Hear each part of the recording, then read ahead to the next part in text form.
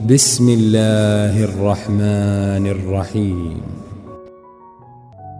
Assalamualaikum warahmatullahi wabarakatuh. Kaum muslimin dan juga muslimat sekalian, marilah kita mengucapkan syukur kepada Allah Subhanahu wa Ta'ala atas limpahan rezeki dan rahmat-Nya kita dapat berkumpul tanpa adanya hambatan sama sekali pada hari ini. Kemudian, salawat dan salam kita ucapkan kepada Nabi Muhammad SAW yang membawa umat manusia kepada Islam dan jalan kebenaran. Pada kesempatan hari ini saya akan menyampaikan 4 waktu terbaik membaca surat Al-Ikhlas, Al-Falaq, dan An-Nas. 3 surat ini memiliki banyak keutamaan. Salah satunya adalah pahala masing-masing surat yang setara dengan sepertiga Al-Quran. Selain itu, surat ini juga bisa menjadi bentuk wirid perlindungan dan kesembuhan. Menariknya, ada waktu terbaik yang bisa Anda pilih untuk membaca 3 surat ini, yaitu waktu pagi dan sore hari, sebelum tidur, saat akan meruqyah, dan setelah salat fardu. 4 waktu terbaik ini didasarkan pada hadis-hadis Nabi, yaitu sebagai berikut. 1. Pada waktu pagi dan sore hari. Waktu pagi merupakan awal dari siang, sedangkan sore hari merupakan awal dari malam. Setiap manusia pasti tidak luput dari keburukan, baik yang datang dari diri sendiri ataupun dari orang lain yang tidak suka dengannya. Untuk menghindari keburukan ini, seorang manusia hanya bisa meminta perlindungan kepada Allah. Salah satunya dengan membaca 3 surat ini pada saat pagi dan sore hari. Rasulullah Shallallahu Alaihi Wasallam bersabda, "Katakanlah, bacalah surah Al-Ikhlas, surah Al-Falaq dan An-Nas ketika sore dan pagi sebanyak 3 kali, maka dengan ayat-ayat ini akan mencukupkanmu, menjagamu dari segala keburukan." Hadis riwayat Abu Daud dan An-Nasai. 2. Pada saat sebelum tidur.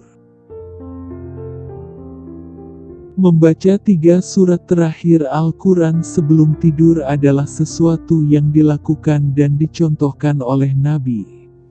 Selain sebagai perlindungan dari sesuatu yang buruk, hal ini juga merupakan sunnah Nabi Muhammad SAW.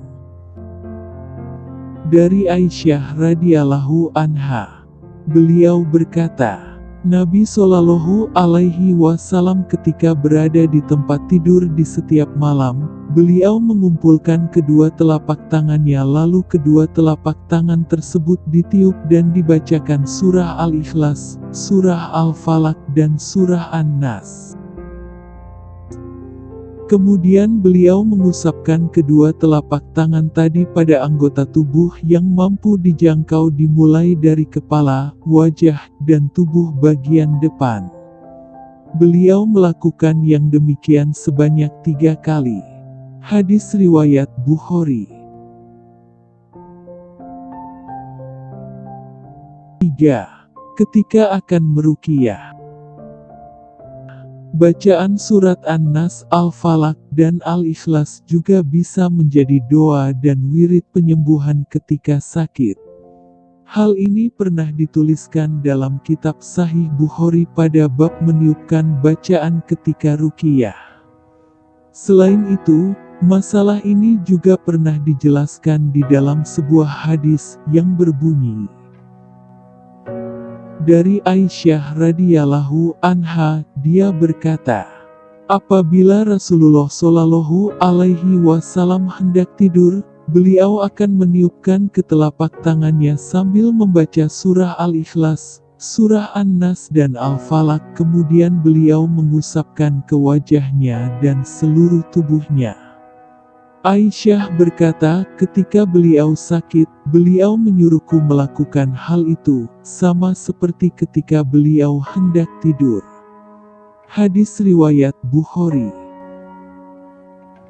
4. Dibaca setelah melakukan salat fardu. Waktu terbaik berikutnya untuk membaca 3 surat terakhir dalam Al-Quran ini adalah pada saat selesai melakukan sholat fardu. Masing-masing surat tersebut bisa dibaca 1 kali. Hal ini sesuai dengan hadis dari Uqbah bin Amir. Ia berkata, Rasulullah Shallallahu Alaihi Wasallam memerintahkan padaku untuk membaca muawizatain di akhir salat sesudah salam. Hadis riwayat An-Nasai dan Abu Dawud. Itulah beberapa waktu terbaik untuk membaca surat An-Nas, Al-Falaq, dan Al-Ikhlas. Tentu saja selain waktu tersebut Anda tetap boleh membaca surat tersebut. Hanya saja, waktu-waktu tersebut dianggap sebagai waktu yang paling utama untuk membaca 3 surat terakhir dalam Al-Quran. Sebagian ulama juga membolehkan pembacaan 3 surat ini sebagai bagian dari zikir pagi petang serta zikir setelah salat. Demikian yang bisa saya sampaikan, semoga bermanfaat dan jangan lupa untuk subscribe channel ini. Akhirul kalam saya ucapkan terima kasih dan wassalamualaikum warahmatullahi wabarakatuh.